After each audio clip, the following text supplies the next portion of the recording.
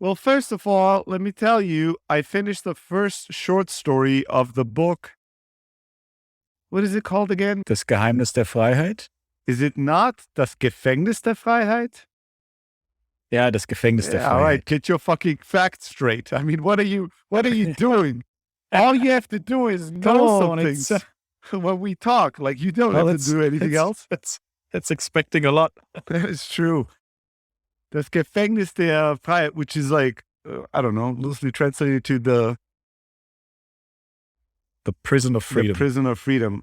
There's no, is there an English version of this? There's probably somewhere an English version of this, but I'm not sure. Don't think it's like super popular, right? It's not even that popular in Germany.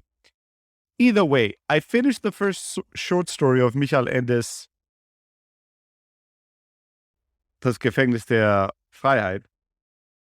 And what the fuck, my dude? Let's talk about it. So I'll summarize it, and you tell me what I've missed and left out. There's this kid. He's the child of a aristocratic diplomat, let's say. That diplomat is traveling around the world from hotel to hotel on important missions of the monarchy that he's part of, or whatever, like whatever fucking shit he does. This kid is growing up in hotels, traveling all around the world. He doesn't have a home. He doesn't know what home means. He's estranged from his mother. His father is a douchebag that talks to him as little as possible, and when they talk, they really have nothing to say to each other. And this kid is mostly aloof, cold, arrogant, and silent, just sits in hotel lobbies and looks arrogantly at everybody. And once in a while, when he engages with people, they're all scared of him because he has this very dominant, willful way about him where he just, when he wants something, he wants it, and there's no doubt he'll get it, no matter how ridiculous it is, right? He fucking wants the lobster from the restaurant, fucking kitchen to be brought to his room. So they bring it to his room, he plays with it, he forgets about it, and then he dies, then it stinks up the whole hotel. That kind of a thing. He is awkward as fuck, right? He's like totally on the spectrum, doesn't know how to talk to people, doesn't know how to relate to people. And he's just living on his it's not unhappy, but very strange life, very cold and estranged life. And then he meets this girl in a hotel that cries because she's so homesick and she hates that she had to travel with her auntie and she can't wait to get back home. And this amazes him. He has never heard of homesick. He doesn't even know what a home is. When she tells him about her home, it doesn't sound that great to him. So he doesn't know why one would cry to want to go back there. He then, for a little while, has this hobby of trying to figure out if he can find a place on earth that would feel like home, that would be amazing enough to make him feel something, because he basically never feels anything. And he doesn't succeed at this and eventually gives up on that mission. And then his father dies. Oh, first his mother dies, who was still alive, but the father basically, after they separated, kept the son as far away as possible from the mother. That was one of the reasons why he took his son traveling around the world and never allowed him back home, because he didn't want his mother to have any chance to build any relationship with him. He didn't really like his child. He just wanted to punish his ex-wife. Yep, pure spite. Pure spite. And so once the fucking mother dies, the kid gets the entire estate, but the father keeps that secret as well because he doesn't want the child to have any kind of emotional relation to the fucking mother. But then there's no reason to keep the child around. He doesn't like the child that much anyway, so he just sends him back, right? And so the kid goes back home, or whatever it's called, home. And shortly thereafter, the father dies. Now the kid is getting the entire estate of the father and the mother. These are very, very rich people. And they not just rich, they're based on this very like aristocratic line. So they have, fucking old buildings and old estates and lots of stuff that's very valuable because it's passed down from generation to generation. The moment both die and he knows about it, he decides to sell every little thing that they own, just make everything cash. And everybody in English aristocratic circles is up in arms about this like ridiculous thing where somebody, a son out of that good of a house, would just sell everything to get cash. But he doesn't give a fuck, so he does it. And then he becomes like one of the richest people on earth. He has like lots and lots of money. He doesn't give a shit. He keeps on traveling from hotel to hotel the way he's always been, but now he's traveling to places that his father wasn't assigned to go to. So he's just checking out a different part of the planet. But he's sort of the same douchebag, cold, aloof, distant, unreasonable, zero relations with any human, zero real pleasures, right? It's between feeling nothing and feeling some level of contempt or like arrogance towards people. Not much more. Until, for whatever reason, he's invited in Germany, in Frankfurt, to this like very rich banker's party. And for whatever reason, he decides to go. And there, this rich banker is showing them all the fucking art that he's collected, and he's totally bored. But eventually, he stops at one painting that completely captures him. How am I doing so far? All right. So it looks at this. And at that banquet, like nobody likes him. Yeah. Right? Nobody's happy that he's here. He's just making everyone feel uncomfortable. Uncomfortable. Is uncomfortable. You know what's funny? Is you make me when you say uncomfortable. Uncomfortable. I will never learn. At maybe episode 1000. You know what's funny? No. When you started talking about this, I actually had to look it up again because you're so deep into the book. Yesterday I was reading. Yesterday I was reading the last story of that book, and guess what? It's about a boy who is the son of a rich man who is very estranged from everything in real life. It's like the same story but different. And then he inherits everything, and this guy gets he rejects basically his inheritance, and then continues like this. But now I was like, I'm trying to untangle the two, so which is interesting. I wasn't even aware of. Oh, it's the same structure in some ways. The first and the last story of the book. Okay, maybe the second and the second to last one has similar structures as well. You got to pay attention to that. But yeah. In this case, everybody fucking hates this guy. This is the most awkward guy ever, right? But he is captured by that picture so much so that everybody like leaves the fucking, basement where the important art is located and locks everything up. And then they realize that this fucking dude is missing. And they go to look if was locked up in the fucking basement. And he is. And he still stands in front of the pictures, completely hypnotized, captured by it. That's it. He doesn't know why, he doesn't know how, but that is home. And it's a picture of, I don't know, like a very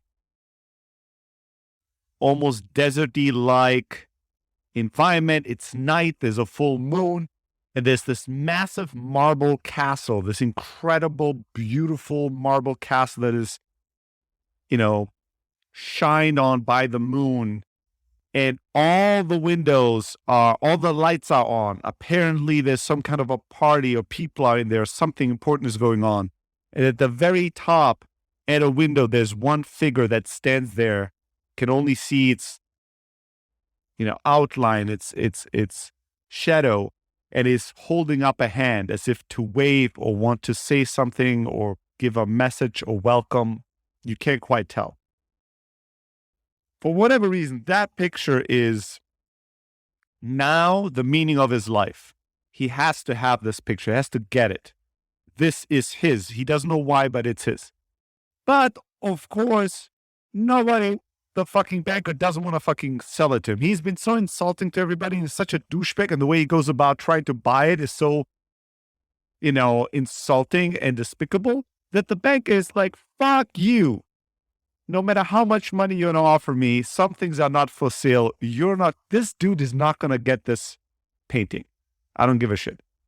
This guy's going through a whole fucking thing, almost, makes the daughter of the banker fall in love with him. Then she does fall in love with him for her own little teenage reasons.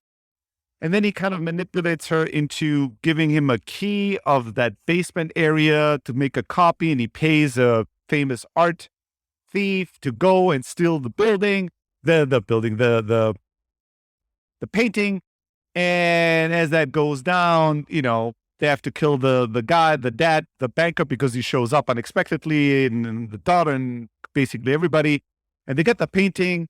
And so now he has this in his possession. It's almost like Gollum in Lord of the Rings, where he's like, my precious ring, he's like all fucked up. He lets somebody build like a custom casing for it so that nobody can ever see it. And he's always carrying the fucking casing with him. And only when he's completely alone, he opens it up and he sits hours long and looks at that fucking thing, right? Not crazy at all. Totally normal so far, right? Add to that, that one of the ways he tried to acquire the thing, right, was by going to another banker, right, and talking with that banker and telling him, this is all the money I have. Is that enough to destroy and ruin this banker who has, just to get that painting? Yeah, that's actually a great part of the book where he shows up to his banker and goes, of my considerable estate of wealth, I want to destroy that banker, his whole life, everything he has. How do I do that? Do I have enough money for that? And the other banker is like, he's written him so nicely because he's so sleazily honest, right? And he's like so calculating. He's like, this other banker we actually are in business with our bank. His bank is very important in certain matters with us. And he's not a unrich person himself. Such an endeavor would take a long time and drain all of your resources. And even then, it would not be clear it would work. And then eventually he's telling him, and by the way, we would also stand in the way of you trying to destroy him because it would not be in our interest. And so this would make it even harder for you and for us. Isn't there really another way to solve this problem? It's so nice. Yeah. Anyways. And then even when he makes the banker's daughter fall in love with him, right? And then there's this part where it's like he's lying, right, to her, and he knows it, and he feels bad about it, but not because he's lying, but because he's lying badly. Right? Yeah. He doesn't know about romantic matters and anything, so he's just saying the words, but he's this doesn't solve it. Yeah, he's annoyed that he's not good. Such a despicable. Yeah, he's annoyed that he's so bad at romance, even at faking it, because he doesn't understand anything about it. And she's this rich banker's daughter who's very used to, and she's apparently good looking, so she's used to men like, wanting her. And then he figures out at some point, the more cold I am to her, the more she wants me and almost becomes submissive towards me, right? The more I pull back. And he realizes I don't have to be good at this because it seems like it doesn't matter what I do. This little chick is going to chase me. And she chases him because she's having this like insane idea in a moment that this is the man that the whole world cannot reach, that is completely alone, that has rejected everyone and everything in society. And what if I was the angel, never-ending loving, that turns him around, that changes him, that saves him? Maybe I am God's, tool here to save this soul. And that's what makes her run into the abyss. Like she's literally voluntarily jumping off a building and destroying her life and her family's life because of that idea. So, tip-top human, right? Up until this point, this guy is like the best. This guy is absolutely the fucking best. Now, he lives his Gollum-like existence with this fucking painting under his armpit like a fucking creep. And anytime, he's traveling through the world, but anytime he's in the hotel room and everything's cleared out, he sits there and he just looks at that fucking thing. And eventually, he's going on a walk somewhere in Italy, and here's something weird happens. He passes by kind of a weird little sidewalk, sideway, and he sees an old sign, and that this is a trading place of sorts, right? Somewhere where you can trade antiques or something. But it's very old Jewish writing, and there's a painting outside that kind of captures his imagination. And he wants it in that picture outside. That picture is actually very significant. Is it outside or inside? Outside, I think. Yeah. Wait. So I'm not sure if I get the sequence right, but there's also the part where he has this painting that he acquired, right? And then he stole. And then he looks at it all the time, right? And then he starts like almost like he sees inside of it and he can see what's happening inside the building, right? Yes. I think that also, and the more often and the longer he looks at it, the more familiar he gets with everything that's inside. And it's becoming this almost real virtual world that he moves into again and again and again. And it's almost becoming more real or to him, it feels like more like the home, I guess, than anything in the real world. And he's convinced, you're absolutely right. And he's convinced that whoever painted this, that this place truly exists, that it's out there, and that he could find it. And he's also convinced that... and funny enough, this is exactly the theme of the last story. Well, you're killing us here. Like, now we'll never know why and how it connects. But anyways, he's also convinced that whoever painted this, he's convinced saw it. It's not imaginary. He's convinced that whoever painted it for him. He doesn't know why and how, but he knows that this painting was only made for him, for his eyes only. That has deep meaning for him, and he's trying to uncover that. And as he obsesses more and as he spends more time looking at that picture becomes his world. And as you said, he kind of knows that castle inside out. He knows all the rooms where they lead to. He's just becomes more and more familiar with it. It becomes him. Now, at some point he's in Italy and he's going on a stroll and he walks through some small alleyway and he sees like a weird shop that trades antiques, and it has a picture outside. And in that picture, there's a bunch of hunters, bow and arrow hunters. And it depicts them having shot a deer. But in the air, you can see out of arrows, there's a deer outline. So it's almost like you could see that all those hunters, they shot their arrows, and in the arrows kind of made out the deer that we were seeking. And at the bottom, it's the deer that they caught. And something about that captures him. And then he tries to read below it, and it's in kind of old Jewish scripture that he can't understand. So he decides to walk into the store and talk to the owner. The owner is a very weird fellow, like old, lots of interesting stuff. It's all kind of mysterious. And he starts a conversation with that old man, and that old man tells him, he asks for the meaning of the picture and what was written below. I don't remember it word for word, but it was sort of like, seeking you shall find, like that sort of an idea where it's like, well, whatever you are trying to find in the world, whatever you're seeking, you are going to create, and so you will find it.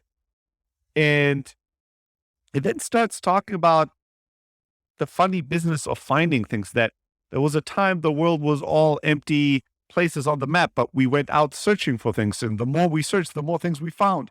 The more things we found, the less white space there was on the map. And eventually we're now at a point where there's almost no white spots anymore left on any map, because we've almost found everything, because we've kept searching. And this guy asks, what happens when we found everything? And he's like, I don't know, maybe the end of the world. I hope. That's why I have this shop, but who knows what will happen once everything is found. And he tells him, all right, you want to find something, come here and find you can pick one of the few empty spots left on Earth. And he points out a spot that's somewhere fucking, I don't know, Himalayas, India, somewhere obscure in the mountain areas. And then he looks at the face of the old man, and he kind of changes in shape in some weird way, and he turns into this like goofy looking younger man. And all of a sudden, that man is talking to him, is telling me, "Are you all right, sir? Are you all right? I just fished you out of the canal." And he's like, doesn't understand. What do you mean? He's like, "Oh, I saw you. It's kind of foggy day, and I saw you, fall into the fucking canal. It took me a while to fucking find you because of the fog, but, thank God you're all right. I think you're fine. You're fine, sir. You're just a bit wet."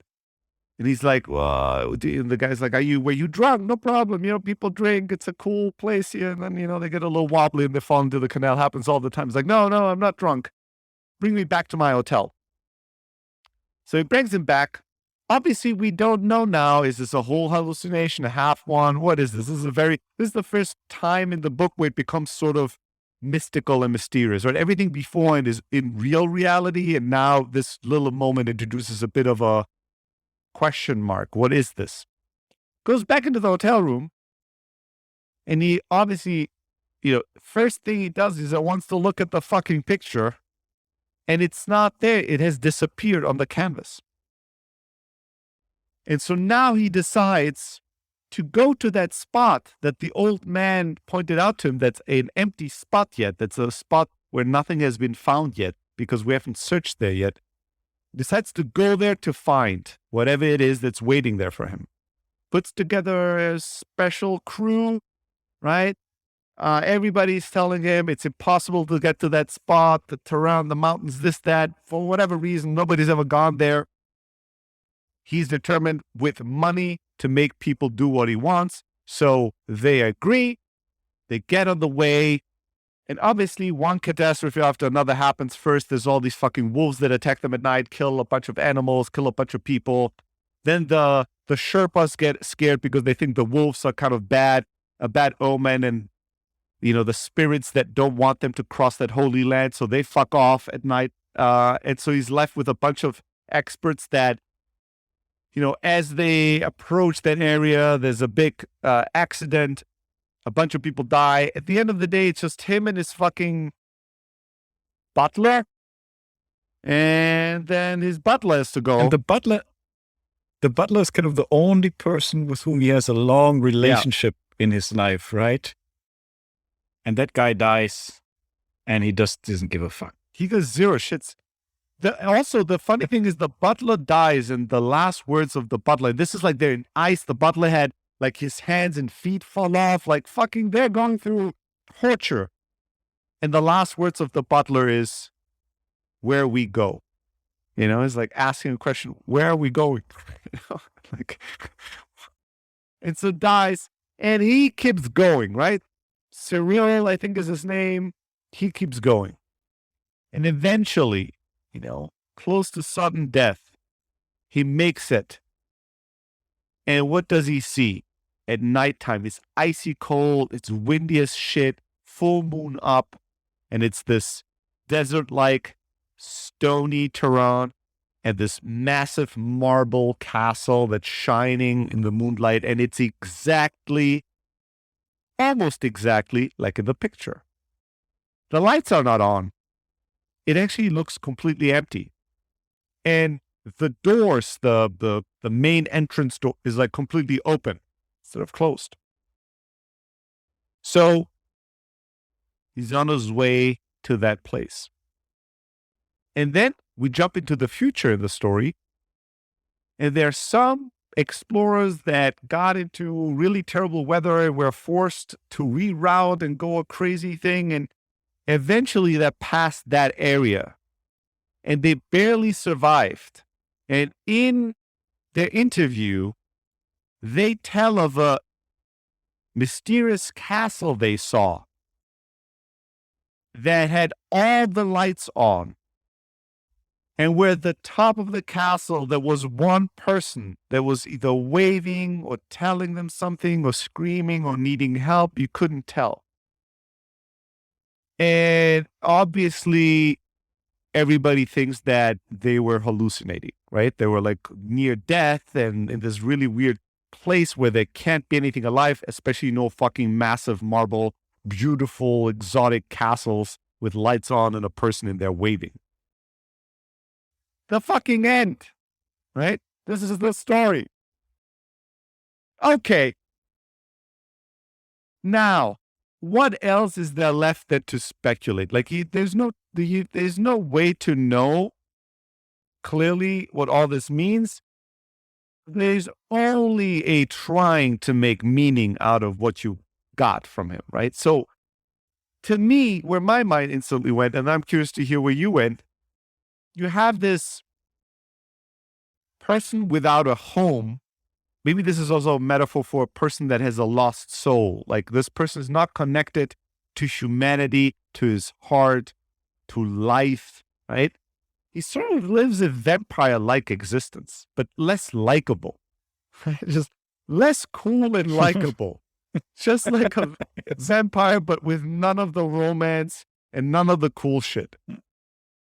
And for whatever reason, he got in his head the idea that maybe there's something that, so for him, everything in life is sort of like beneath him, is not special enough, not important enough, not great enough. These people are dumb. These places are boring.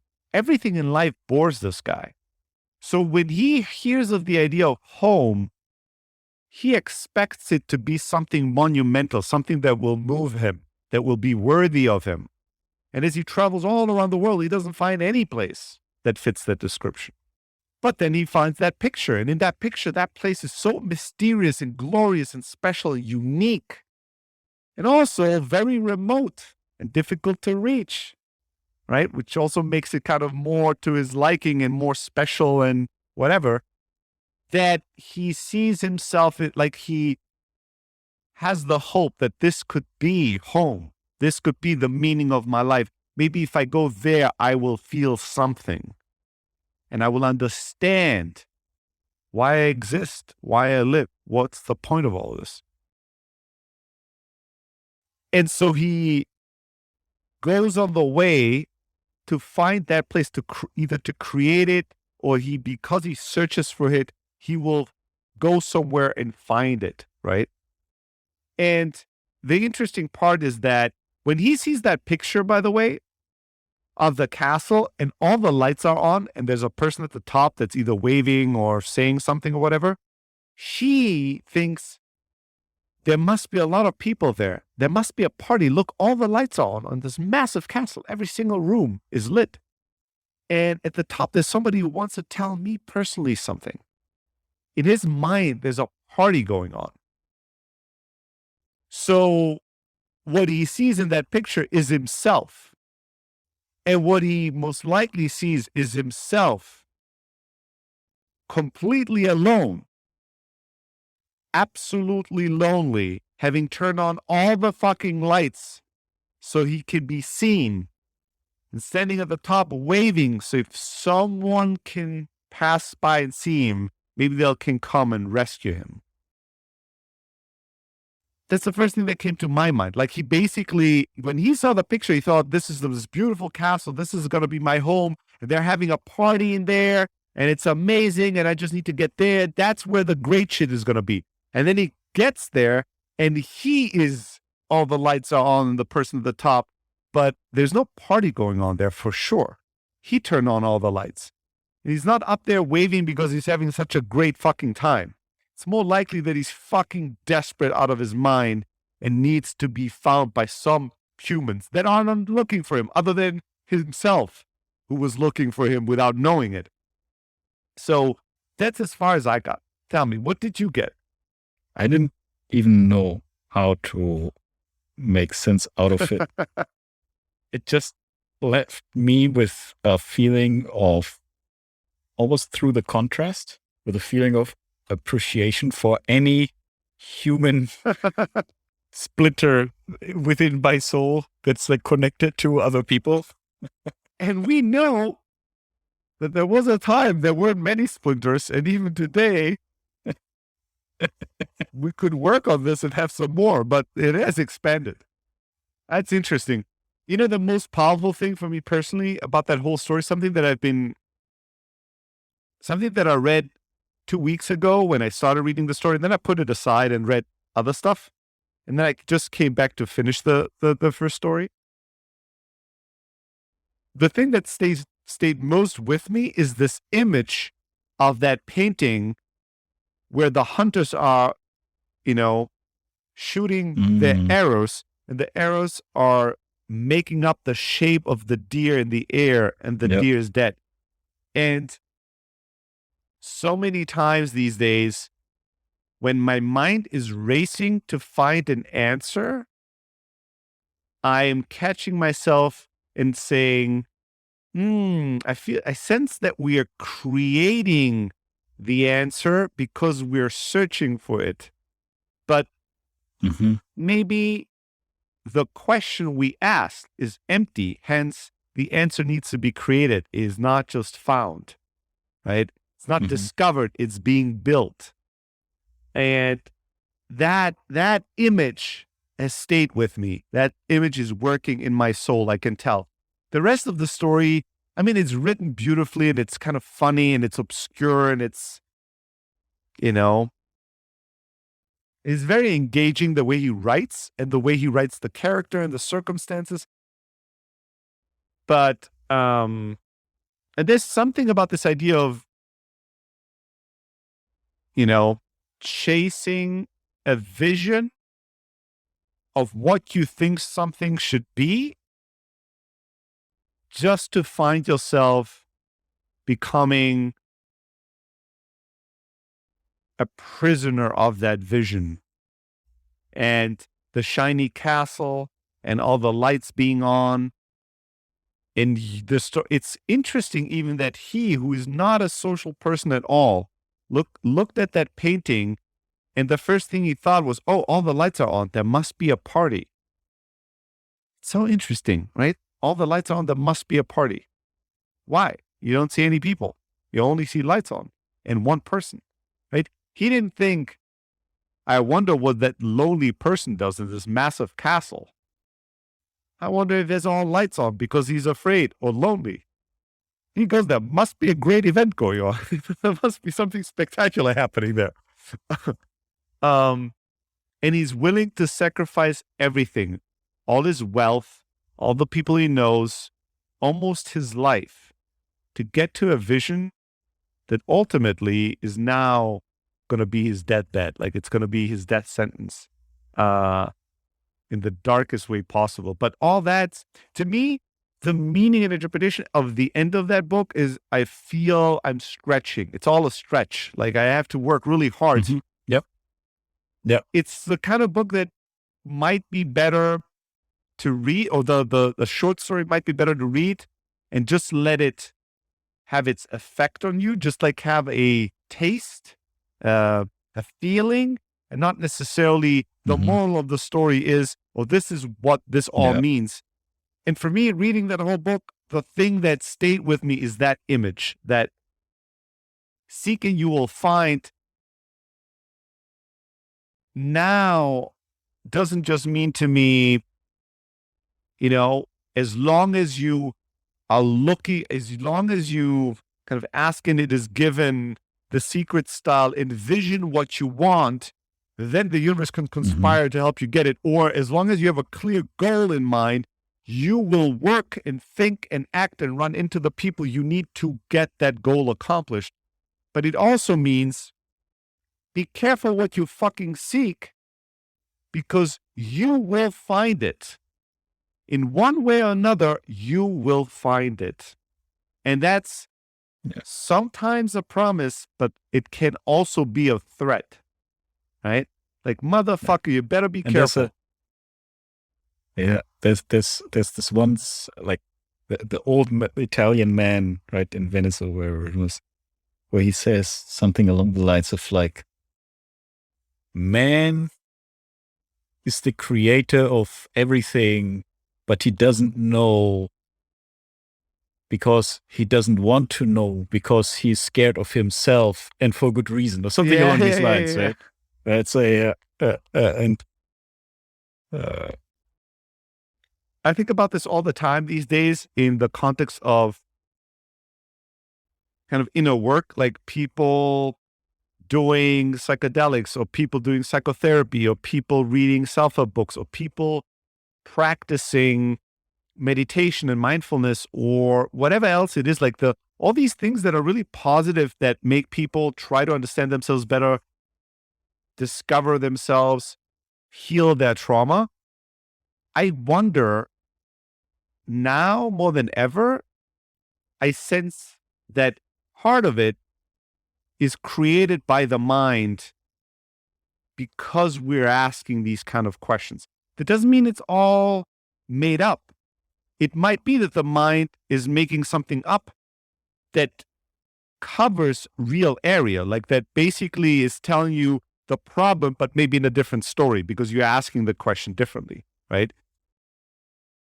I mean, I could teach you internal family system and then give you MDMA and make you ask the question, tell me about my different parts and who stands in the way of something. And you'll have probably the likelihood of you having an experience that will fit into that worldview or to that model is very high. And it might be very enlightening and very spiritual and very powerful. And I could use a very different model, right?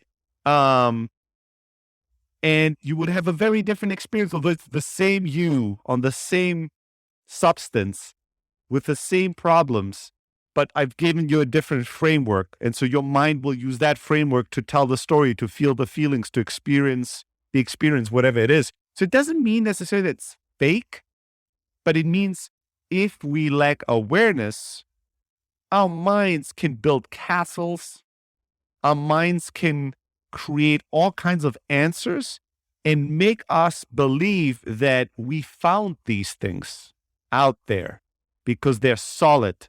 They existed. Somebody else created them and we just stumbled over them when we are really the creators of everything and these experiences. And so that's not a bad thing. That's probably a great, very creative power that we have, but only or in an increased fashion if we swing our minds as a sword, if there's a soul or a spirit, a self that is guiding the mind, and the mind is this incredible creative tool that can build everything and find answers to anything.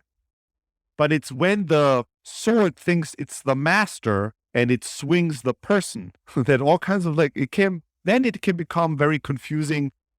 And people sometimes go, I've done everything, therapy, Gestalt therapy, psychedelics, family, dynamics. I've read all the books. I've done all the meditations. I went to all the retreats. I've done the yoga. I've done this. I've done that. I'm still fucked up. And actually, the people that you meet at workshops that have gone to all the seminars and all the workshops are most likely going to fit that category. The category of, I'm going to pretend I'm so enlightened now because I've been doing 4 years of lots and lots of these things. But everybody can sense, and they themselves can sense, wow, you're in trouble. Dude, you're not well. You are not okay. You are not okay. And it's tricky because you think, how can they not be okay? Look at all the things they've done.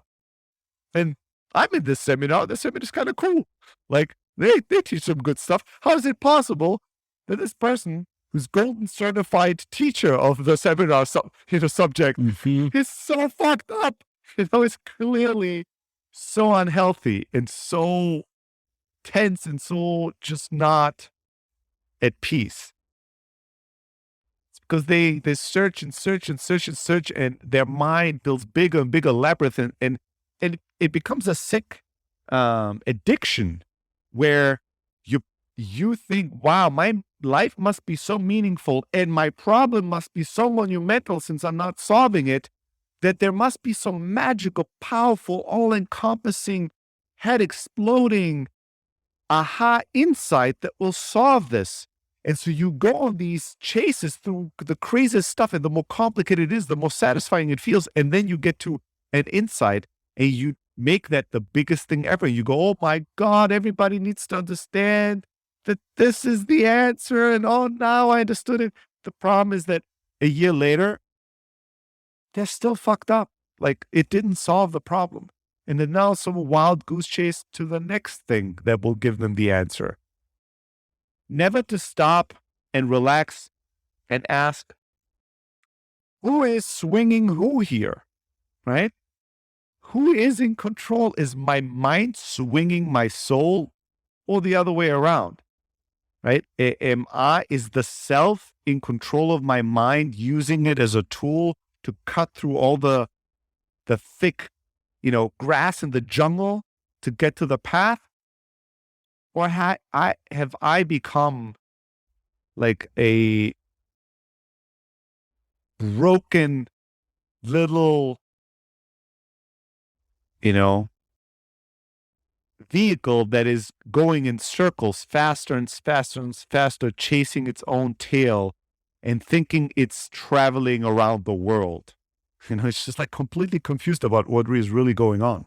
I feel like sometimes like the simple way to say this is like trying with the mind to capture something that only the heart can feel, right?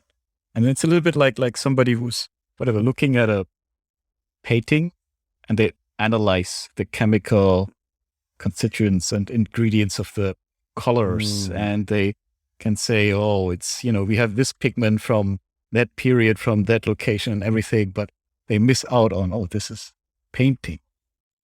What do I feel when I look at this? What moves within me? And if something moves, what is it? Right? And these questions are so subtle, you have to be fully aware and present to feel anything. And then when you feel it, you have to go through the terror of trying to feel what it is you feel and what it means to you. And though that's tricky business in a world that's where we all are praying to the God of thinking, and thinking is the only God that we pray to. Feeling, sensing, into like these things, the heart, the soul, the body really don't matter. Even with all the health shit that they do today, it's all mind-based. Nothing is really fully embodied practice. It's all just like how to make the body look good. And it's all these mind tactics and strategies and new ideas and fancy, new things that you should also do and not miss out on, which is all mind-based to make your body feel amazing. And then you have these people, how many times in the fitness world, I've been talking to friends that are much healthier than I and that actually like look great. And they would go through some new thing that they would do. Oh, I'm only eating this way, or I'm only doing this different diet or that. And at first, it's always the first 2 months, they're like, oh my God, this is the shit. I feel amazing. This is the best. Da, da, da. And then a year later, I go, do you still do this? They're like, no. I felt like shit. I couldn't work. I couldn't concentrate on that diet. It was impossible to do it. No, I'm now doing something new. That is the shit. And I go, really, huh? And even a good friend of ours who's like almost a professional like fitness model. And he was telling me anytime he went through like his best looking phases, like I felt horrible all the time, every day, just terrible. It's not about how you feel, how your body feels, because people don't even know. I was one of those. I was one of the people that most of my life, I saw my body as a vehicle to get my head from point A to point B. I didn't really care. As long as nothing was broken, I did not pay any attention to it. When something was broken, I was annoyed, like a car that breaks down at the street. I'm like, fuck this shit. I'm going to be late to this appointment. Fucking car, fucking what? Fuck. I should have gone on that checkup. I knew it. But then once it's fixed, I forget about it again. I just go. And while I drive, I'm so enthralled. I never think about the fucking thing. That's the way I use my body. And when people would tell me, now that you're training, I would train with friends and they'd be like, oh my God, the training session, yes, it was so hard. Did you feel it this morning? And I would go, oh, I don't know. They're like, well, do you feel the muscles or anything? I'm like, maybe, not sure. Well, is your energy level, how's your productivity level today? I was like, I don't know. I don't know. I'm tired, but I'm like kind of often tired. I don't know. And they're like, oh, I'm giving you this supplement. It's going to make you feel this exact thing. Your right testicle, you'll feel a tingle every morning, but then your thoughts will be so much more. And I would take the supplement. They're like, and how do you feel? I have no idea. I feel zero difference. I just never felt any difference. But I also really didn't know. Sometimes they tell, and I had to tell this to my teacher once in Brazilian Jiu-Jitsu. it's a very physical sport, like ground fighting. And I remember they used to be saying, well, in this position, you have to defend with your hips and push with the hip this way and that. And I remember thinking, I don't know. Like, I know where my hips are technically, but I don't know how to do something with them. Like, how do you do something with them? Like, push your hips and make sure that you turn the right hip and do that. To me, now it seems laughable. It's like, of course, this way you do it. It's your fucking hip. It's like saying you don't know what it means when somebody says, use your left hand and turn it upwards or something. Like, it's simple, but it wasn't simple for me. I did not understand what to do with my hips, that I can move, how to feel them, what to move with them, how to push against them. Oh, they would scream, strong hips, this guy, strong hips. I'm like, what is strong hips? What is that? I don't understand what this means, right?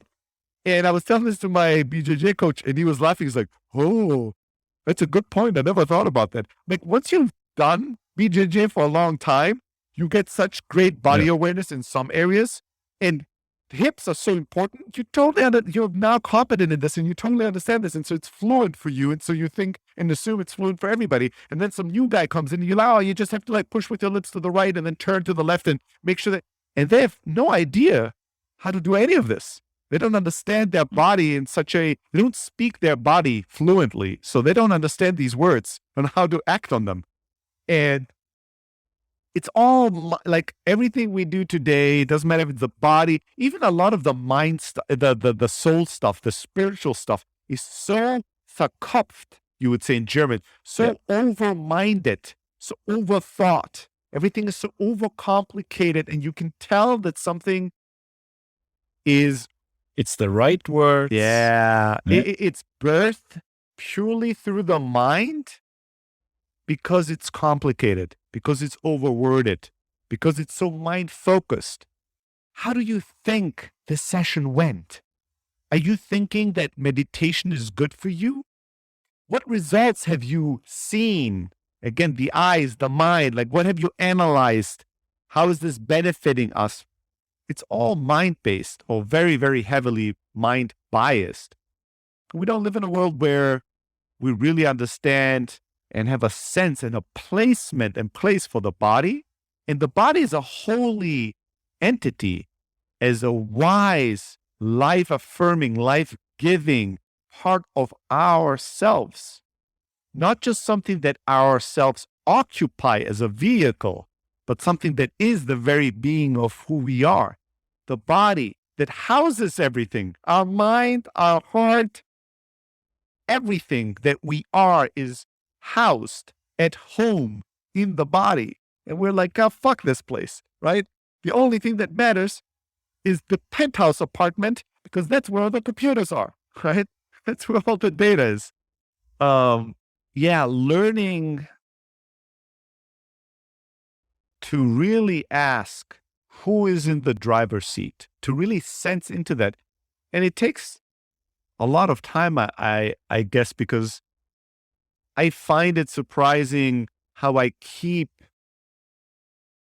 finding new layers of unawareness or new layers of new one awareness, and how I speak my whole self more fluently, but still very roughly, where I can catch myself more often now and see my mind over-engineering answers to questions it itself asked, going in circles, creating a sensation of progress when really we have not moved. Nothing has moved. We're just creating more and more, building more and more complicated answers to complicated questions to then lead to other complicated questions that need other more complicated answers. And then maybe we don't like complicated, so we'll swap it out with sophisticated. And then we're like, more sophisticated. I'm on a path of more sophistication. And then that is not interesting enough. So we're now on a path of enlightenment. Oh, I like to be more enlightened. I like to be more spiritual. And all these words, even these words, when somebody's like arrogantly talking about spirituality or enlightenment or strategery, right? Oh, I work more on strategy. Like really believe that the strategic approach is, and strategy is really, you can just tell, you can just sense a mind jerking off right there and then. Like it's just a mind that is fucking itself, thinking it's making love, right? It being proud of all the sex it's having, but really it's just going in circles, right? The peep that when you meet someone that knows, you sense it and it impresses on you through their presence. They don't even have to say any special words. You just feel it. You just sense it.